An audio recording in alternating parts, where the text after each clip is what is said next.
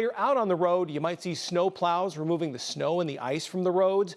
But how much snow needs to fall before those plows hit the streets? Spreader trucks for the city of Sioux City get out first when there's a minimum coverage of snow on the roads. The snow removal vehicles are used to spread a mixture of sand and salt onto the icy roads, breaking the bonds between the ice and the snow for an easier time of removal for the plows. Sioux City's field services manager says anytime the snow starts falling and it's sticking, city trucks are sent out to make sure the roads are safe for drivers.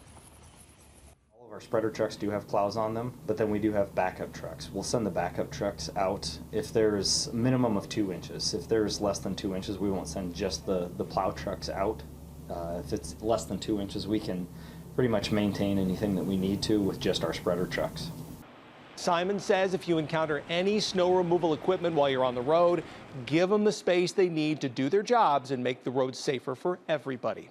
When crews begin plowing snow on Sioux City streets, there are parking rules that you have to follow as well. Residents are asked to remove those vehicles from emergency snow routes during a snow emergency until the snow is cleared. Vehicles can park on emergency snow routes, but only when the following conditions are met. When the plows have plowed that snow, plowed it into windrows, like you see in downtown Sioux City, after snow is removed from the street and the parking stalls, or when the snow emergency has been called off.